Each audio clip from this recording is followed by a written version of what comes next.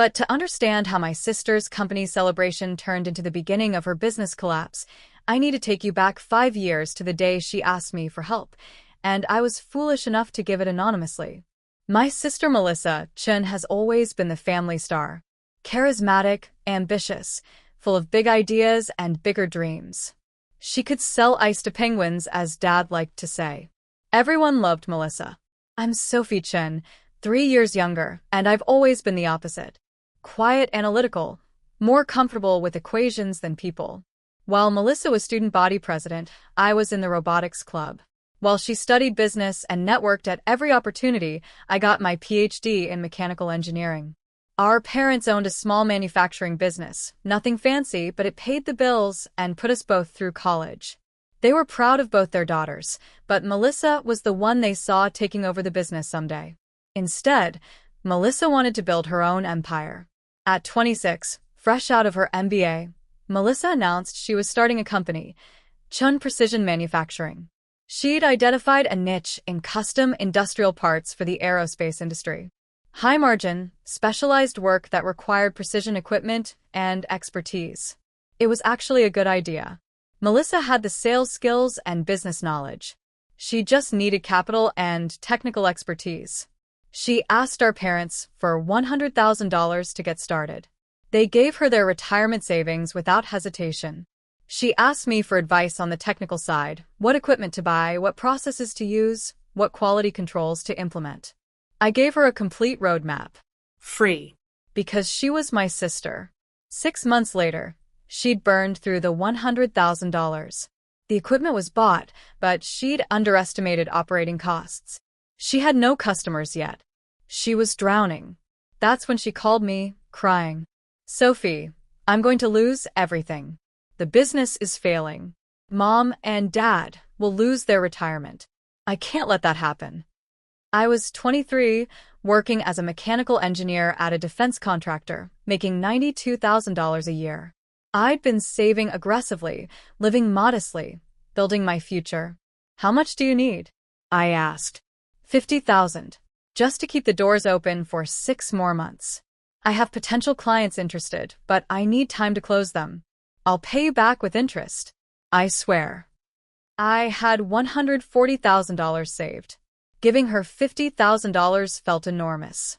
But I thought about Mom and Dad's retirement. About Melissa's dreams. About family. Okay, I said. But we do this properly. Legal documents. Equity stake. I'm not just loaning you money, I'm investing. Of course. Thank you, Sophie.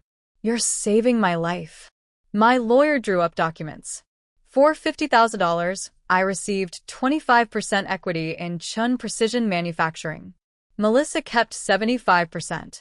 Our parents' original investment had been converted to a small equity stake that got diluted to almost nothing. I wired the money. Melissa stabilized the business.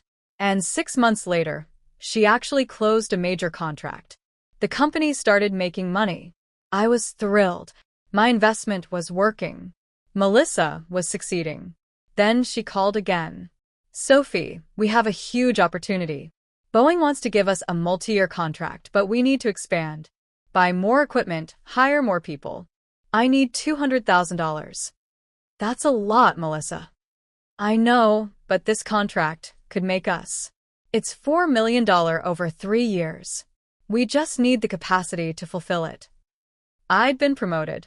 I was making $125,000 now. I had the money. And 25% of a company with a $4 million contract sounded like a good investment. Same deal? I get equity proportional to investment. Absolutely. You'll be protecting your initial investment. I invested $200,000. My equity stake increased to 45%. Melissa kept 55%. The Boeing contract came through. The company grew. Revenue hit $6 million in year 2. Melissa hired a real management team, got a proper office. The company was legitimate. Over the next 3 years, Melissa called me 4 more times with opportunities. Each time, I invested. Each time, my equity increased. Year 2, $150,000 for new equipment. Equity, 58%. Year 3, $180,000 for facility expansion. Equity, 67%. Year 4, $120,000 for R&D on new product line. Equity, 73%. Year 5, $100,000 for marketing and sales expansion. Equity, 73%. Melissa negotiated anti-dilution protection for herself. Total investment over 5 years, $800,000. My equity stake, 73%. Melissa's equity stake, 27%. The company was now valued at approximately $15 million based on revenue multiples. My 73% stake was worth roughly $11 million on paper. But here's the thing. I'd structured all my investments through an LLC called Precision Capital Partners. Melissa knew she had a major investor, but she didn't know it was me. Why the anonymity? Several reasons. First, I didn't want Melissa to feel like I was controlling her company. She was the face, the leader, the visionary. I was just the money. Second, I didn't want family dynamics complicating business decisions. If Melissa knew her little sister owned 73% of her company, it would change everything. Third, and honestly, I enjoyed the separation. At family dinners, I could listen to Melissa talk about her success without the complexity of everyone knowing I'd funded it.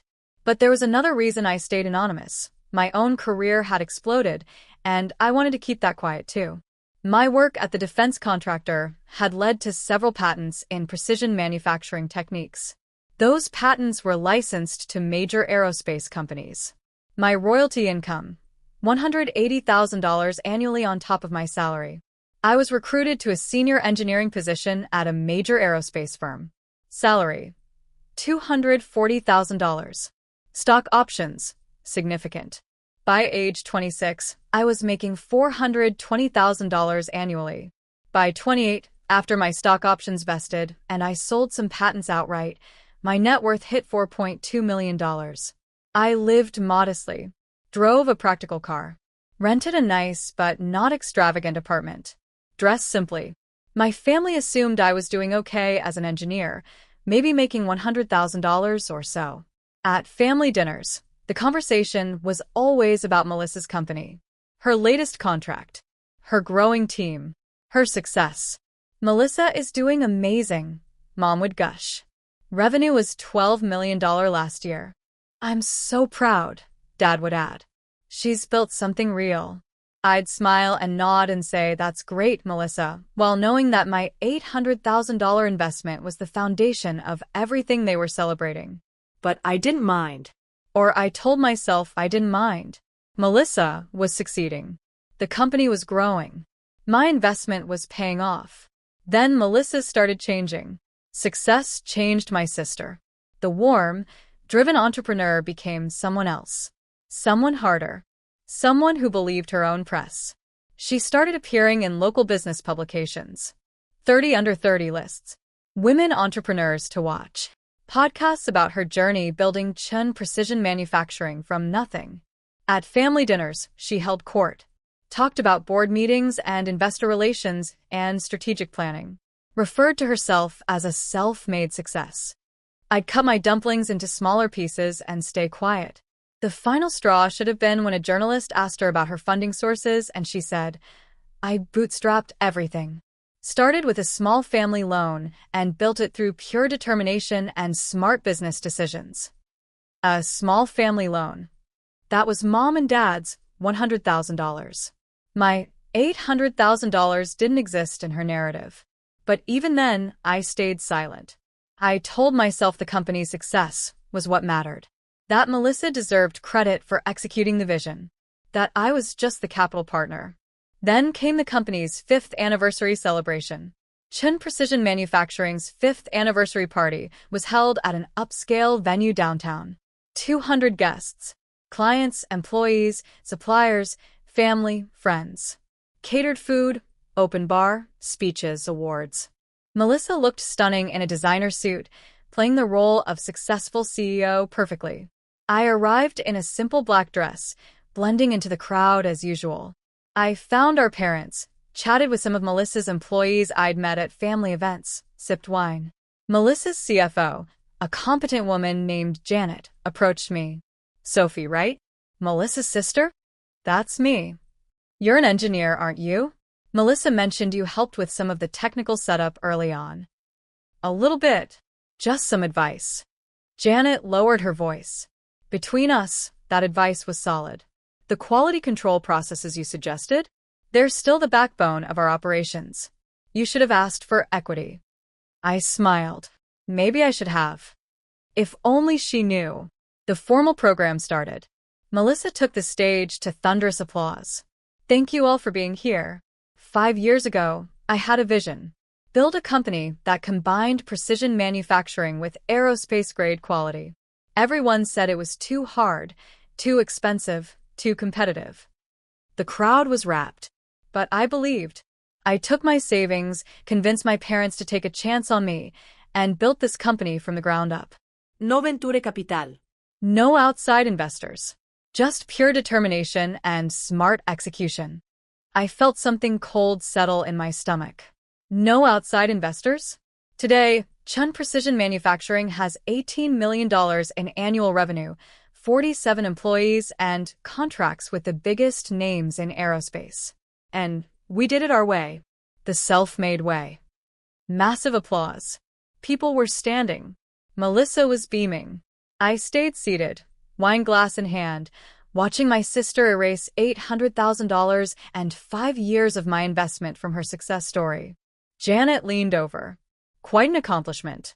Bootstrapping is so rare these days. Quite an accomplishment, I agreed. After the speech, people mingled. I found myself near a group of Melissa's business associates. They were congratulating her, asking about her secret to success. The key, Melissa was saying, is maintaining control.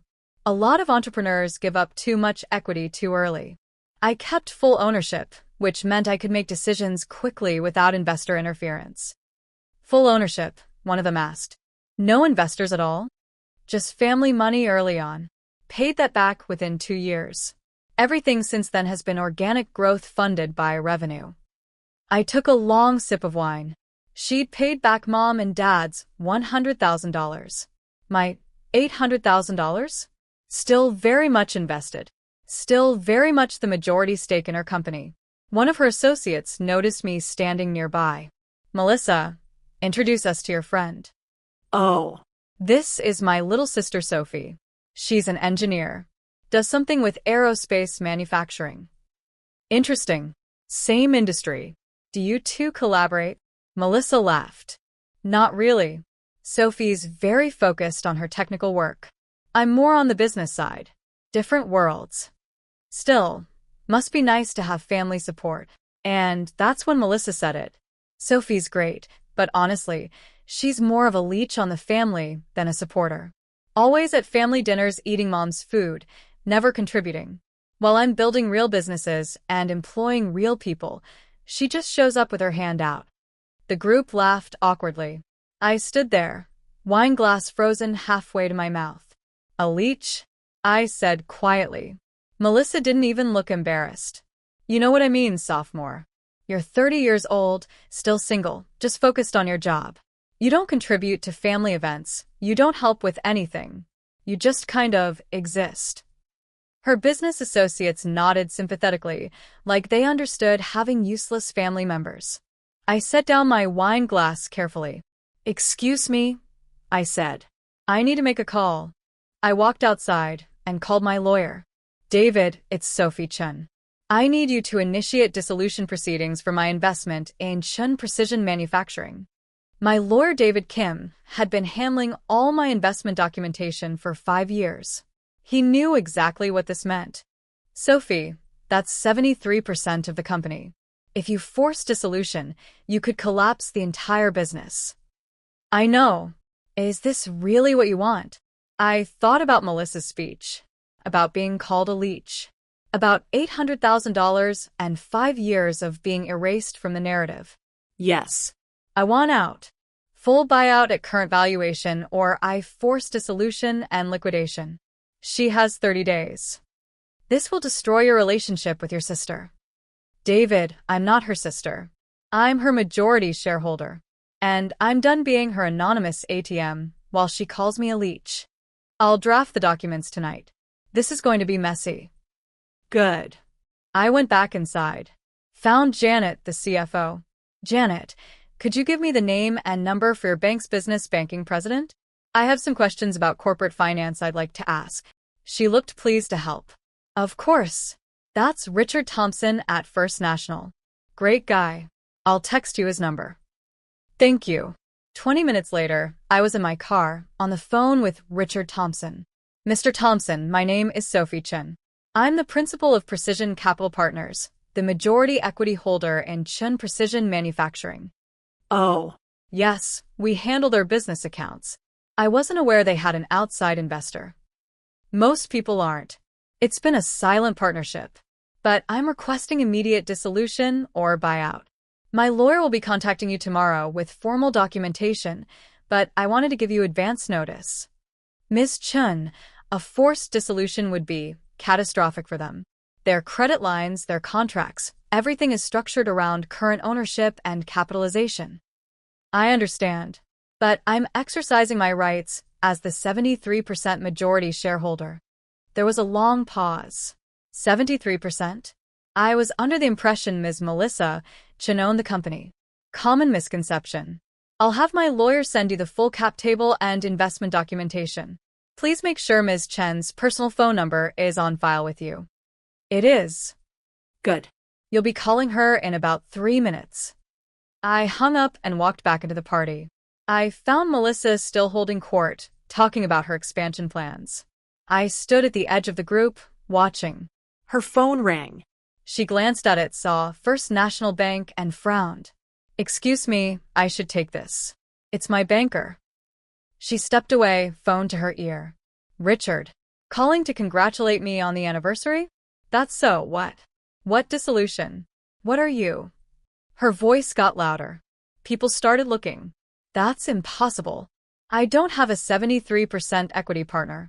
I own the company. This is some kind of... She was pacing now, face getting red. Precision Capital Partners? I don't wait. That's the LLC that's been investing, but I never. What do you mean immediate dissolution or buyout? I can't buy out 73% of my own company. The party had gone quiet. Everyone was watching Melissa have a breakdown on the phone with her banker. 30 days? That's insane. We don't have the capital to. Who I asked this partner?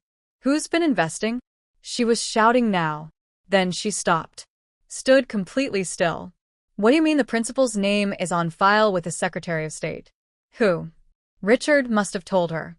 I watched her face go through a series of expressions. Confusion. Disbelief. Horror. Realization. She slowly lowered the phone and looked directly at me. Our eyes met across the room. You, she whispered. I smiled politely. The same polite smile I'd given when she called me a leech. Melissa crossed the room in 3 strides. You? Your Precision Capital Partners? Yes. You've been investing in my company for 5 years and never told me? You never asked who your investor was. You just took the money. You own 73% of my company. Ida. Per the investment agreements you signed. All legal. All documented. Why didn't you tell me? Because I wanted you to succeed without the complication of family dynamics. I wanted to be your investor, not your sister. Turns out I should have stayed your sister. Her business associates were drifting away, sensing this was about to get ugly. Sophie, we can talk about this. We are talking about it. I'm exercising my rights as majority shareholder. Full buyout at current valuation or dissolution. You have 30 days. I can't buy you out. That's $11 million. I don't have that. Then find investors who do. Or I force dissolution and we liquidate assets. Either way, I'm out. This will destroy the company. Then you shouldn't have called me a leech at your company party while erasing $800,000 of my investment from your success story. Melissa's face went white. You heard that. I heard all of it. How you bootstrapped with no investors. How you're self-made. How I'm just a leech on the family who contributes nothing. While I own 73% of the company you built from nothing. Our parents approached, confused. Girls, what's going on? Mom, Dad, I said calmly.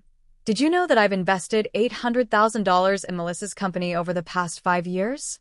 That I own 73% of Chun Precision Manufacturing. They stared at me. What? Precision Capital Partners. That's my LLC. I'm the anonymous investor who's been funding Melissa's growth for 5 years. Dad looked at Melissa. You didn't tell us Sophie was involved? I didn't know. Melissa said desperately. The investment company, I never knew who was behind it. You never asked, I said. You just took the money and called yourself self-made. Mom was looking at me like she'd never seen me before. Sophie, you have $800,000 to invest? I have $4.2 million in net worth, Mom.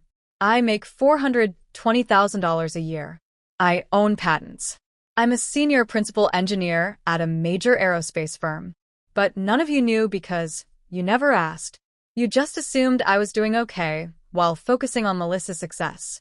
You never told us, Melissa said accusingly. You're right. I didn't. I let you have the spotlight. I funded your company anonymously so you could be the star.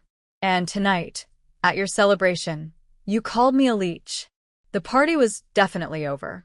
People were leaving, making excuses, getting coats. Janet, the CFO, approached carefully. Ms. Chun, Sophie, is this true? You're the majority shareholder? Yes. And I'm withdrawing my investment. You'll want to update your resume. The company likely won't survive this. She nodded slowly and walked away. I looked at Melissa one more time. You have 30 days. My lawyer will send the formal documentation tomorrow. Find the money or lose the company. Your choice. Sophie, please. I'm not Sophie right now.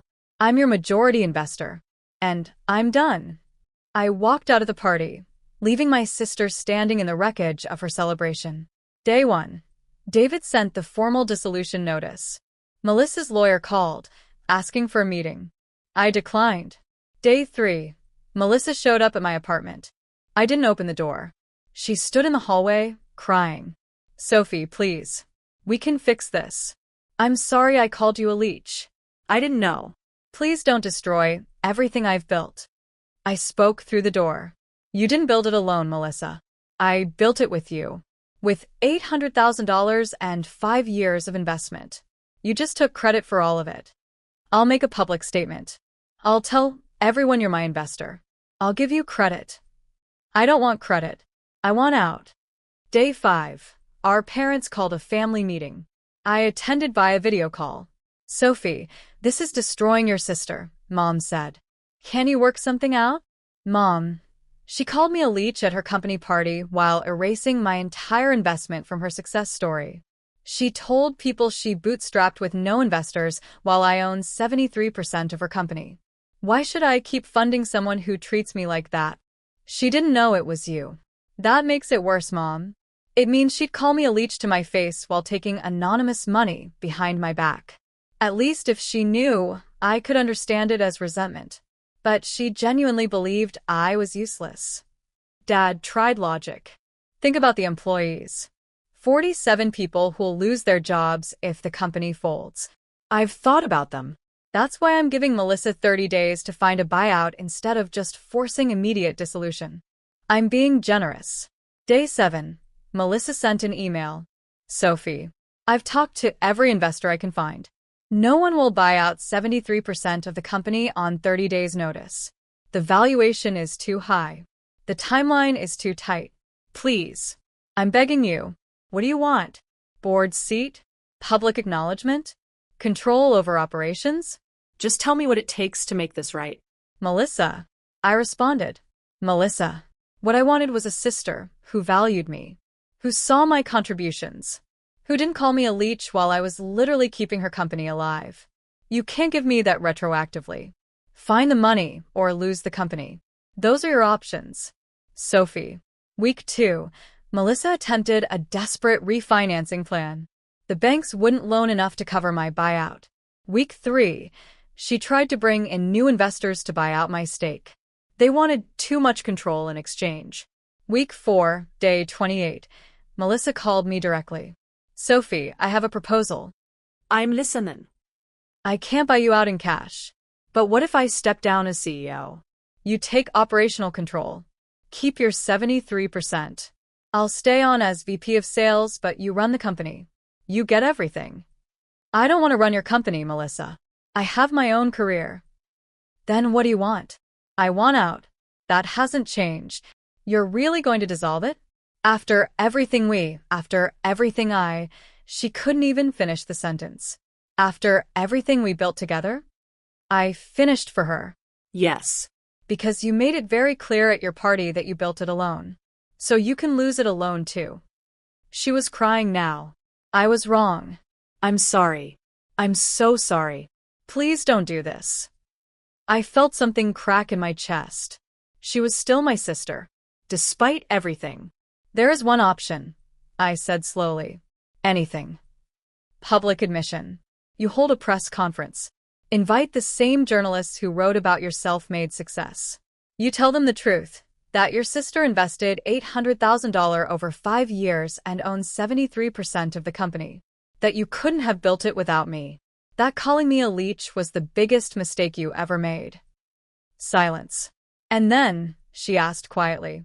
And then I'll convert my equity to preferred shares with no voting rights. You can keep running the company. But I stay as the majority owner, and you acknowledge that every public success story. You want to humiliate me publicly. No, Melissa. I want the truth told publicly. There's a difference. You humiliated yourself by lying. More silence. Then, okay. I'll do it. Melissa held the press conference 3 days later. Same journalists who'd written the 30 under 30 pieces and the bootstrap success articles. I stood in the back of the room, watching. Thank you all for coming, Melissa began, her voice shaky. I called this press conference to correct the record about Chen Precision Manufacturing's founding and funding. She took a breath. For 5 years, I've told a story about bootstrapping this company with a small family loan and organic growth. That story was incomplete. The truth is that my sister, Dr. Sophie Chen, invested $800,000 in the company over 5 years through her investment LLC, Precision Capital Partners. She currently owns 73% of the company. Murmurs from the journalists. My sister is a senior principal engineer at a major aerospace firm. She holds multiple patents in precision manufacturing. She has a PhD in mechanical engineering. And she's been the silent force behind Chen Precision's growth since day one. Melissa's voice cracked. At my company's 5th anniversary party, I called her a leech. In front of my business associates. While she owned nearly 3/4 of my company. While she'd invested $800,000 in my dream. While she'd given me technical expertise and financial support for 5 years without asking for credit. She was crying now. Sophie gave me everything and asked for nothing but anonymity. And I repaid her by erasing her from the story and insulting her to her face. The room was completely silent. So, I want to set the record straight. I am not self-made. I was made possible by my sister's brilliance, generosity, and faith in me. Chen Precision Manufacturing exists because of her. And I'm sorry it took almost losing everything to admit that publicly. She looked directly at me. I'm sorry, Sophie. For all of it. I nodded. Once. Acknowledgement, not forgiveness. The questions from journalists came rapid fire. I slipped out before they could find me for comment. It's been 8 months since the press conference. Here's where things stand. Chen Precision Manufacturing is still operating. Melissa runs day-to-day operations. I own 73% as a silent partner with preferred shares. The company is profitable and growing. Melissa and I have a monthly business call to review financials. It's professional, polite, not warm, but functional. We haven't had a personal conversation since the press conference. Our parents now know the truth about my career and my wealth. They're adjusting. Mom keeps asking why I never told them. I don't have a good answer except that they never asked. The business publications ran follow-up pieces about the hidden partner behind Chen Precision's success. Some called it a cautionary tale about taking credit for others' work. Some called me the silent genius behind the company. I don't read them anymore. I got my acknowledgement. The rest is noise. Last week I got a package from Melissa. Inside was a framed photo from her 5th anniversary party. Melissa at the podium, mid-speech, looking triumphant. She'd written on the back, "Before I knew that my success was built on your sacrifice. Before I called you a leech. Before I almost lost everything. I keep this to remind myself, the person you dismiss might be the person holding you up. I'm sorry, Sophie.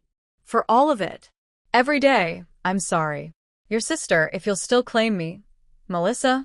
I put it in a drawer. Not displayed. Not destroyed. Just there. Maybe someday I'll be ready to forgive. Maybe someday we'll be sisters again instead of investor and CEO. But not today. Today, I'm content being Dr. Sophie Chen, the mechanical engineer, the patent holder, the silent partner who learned that the people who call you a leech are often the ones whose entire existence depends on your support. And I'm done being silent about any of it. Here's what I learned. A leech is someone who takes without giving. I gave $800,000 and 5 years of expertise. Melissa took the money and the credit and called me the leech. The irony is almost perfect. My sister said, "You're just a leech on this family," at her company party. While I owned 73% of the company she was celebrating. While every success she was claiming was built on my anonymous investment. The truth is, I wasn't the leech. I was the host being drained dry while being blamed for being parasitic. But here's what I know now. Sometimes the kindest thing you can do is stop being kind. Stop being anonymous. Stop letting people take credit for your support while calling you useless. I don't know if Melissa and I will ever be close again. I don't know if she truly understands what she did, or if she just understands what she almost lost. But I know this. I'm not a leech. I never was. And I'm finally done pretending anonymity was about being generous instead of being invisible.